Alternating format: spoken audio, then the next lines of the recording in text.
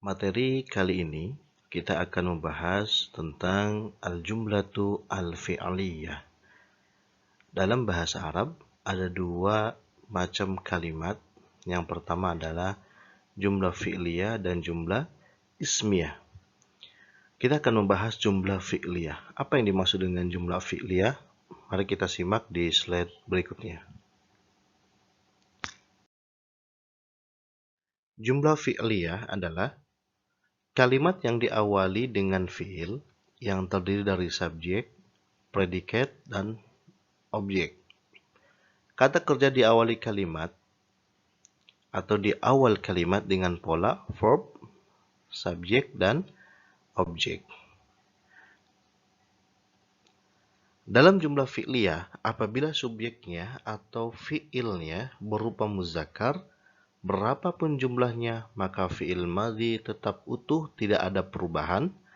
Dan apabila subjeknya muannas, maka akan ada perubahan dengan menambah ta'nis pada akhir kata. Sedangkan yang fi'il mudhari, ketika subjeknya atau fi'ilnya berupa muzakkar, berapapun jumlahnya tetap utuh, tidak ada perubahan. Dan apabila subjeknya muannas, maka akan ada perubahan dengan menambahkan ta'nis pada awal kata. Inilah yang membedakan antara fi'il madhi dan fi'il mudhari. Apabila fi'il madhi ada perubahan ataupun penambahan kata atau huruf ta'nis pada akhir, sedangkan dalam fi'il mudhari di awal kata. Baik, kita langsung saja kepada contoh yang berikutnya. Ini adalah contoh dari jumlah fi'liyah. Kita bisa melihat ada fi'il, ada fa'il, dan maf'ul. Pola yang digunakan ketika ada jumlah fi'liyah, yang pertama adalah verb, yaitu adalah fi'il. Yang kedua adalah fa'il atau disebut dengan subjek. Yang ketiga adalah maf'ulun bih ataupun objek.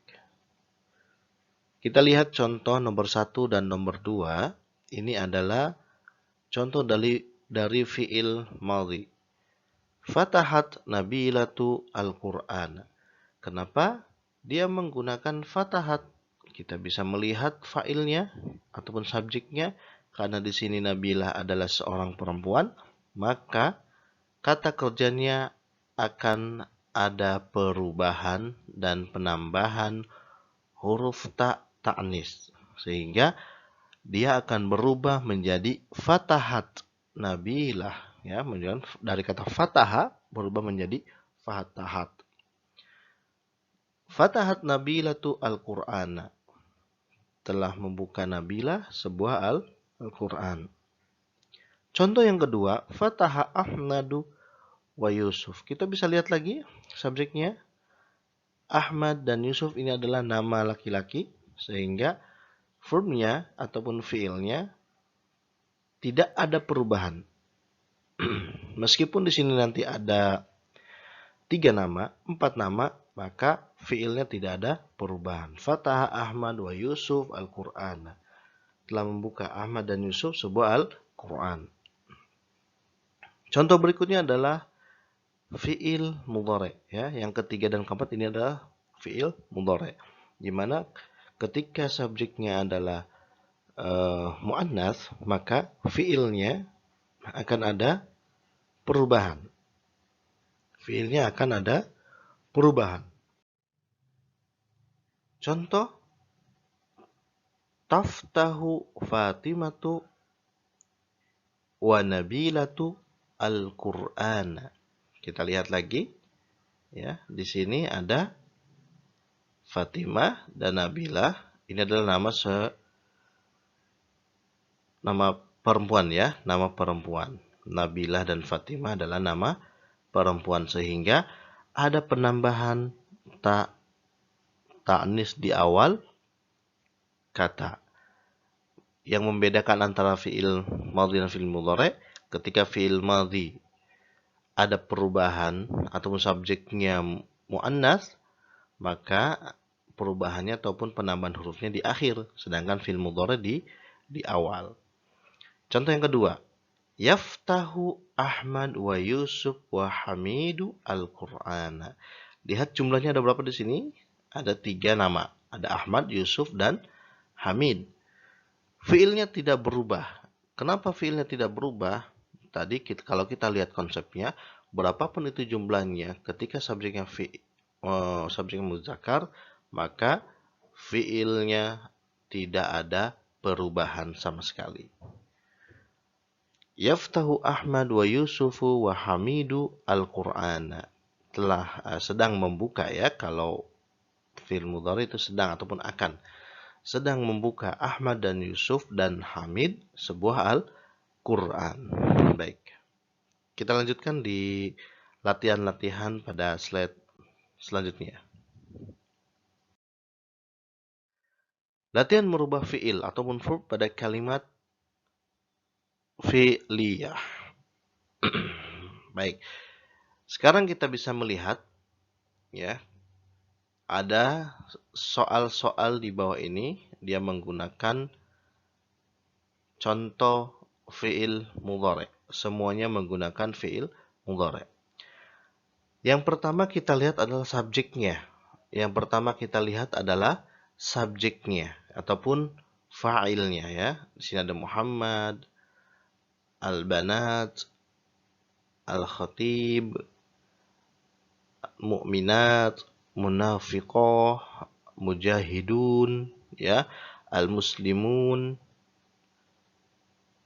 Ada juga di sini fatayat, al-muttaqun, dan yang terakhir adalah kafirun. Ini semuanya adalah subjek. Lihat, apakah subjeknya mudzakkar atau muannas? Apabila dia mudzakkar tidak ada perubahan fiilnya, jika itu dikatakan benar kalimatnya, maka kita anggap benar ya. Apabila tidak sesuai, maka kita harus merubahnya. Apabila subjeknya muannas, maka juga akan ada perubahan ya, akan ada perubahan ataupun penambahan huruf ta'nis pada awal kata. Baik, silakan teman-teman ini dipelajari dengan baik, dijawab dengan baik, sehingga teman-teman bisa mengaplikasikan ataupun mempraktekkan pola jumlah fi'liyah. Nah, di sini juga Pak Bata sudah memberikan jawaban juga. Teman-teman bisa perhatikan dengan baik. Lihat di sini ada yang bertuliskan ataupun berwarna merah ya. Ini adalah perubahan-perubahannya. Kenapa di situ yaqra'u? Karena subjeknya adalah mudzakkar. Kalaupun dia muannas, maka bukan yaqra'u tetapi taqra'u. Nah, seperti itulah di sini ada perubahan antara yaqra'u ataupun taqra'u, ataupun di awal itu ya atau ta. Ya atau ta gitu ya. Kalau ya berarti dia tidak ada perubahan sama sekali sesuai dengan subjeknya ya, muzakkar.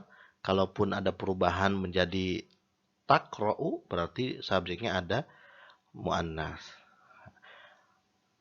Itu saja materi kali ini. Semoga membantu teman-teman dalam belajar bahasa Arab. Apabila ada penjelasan yang kurang difahami, silakan bisa langsung menanyakan kepada guru pendamping bahasa Arab teman-teman semuanya. Syukran ala husni istima'mikum. Wassalamualaikum warahmatullahi wabarakatuh.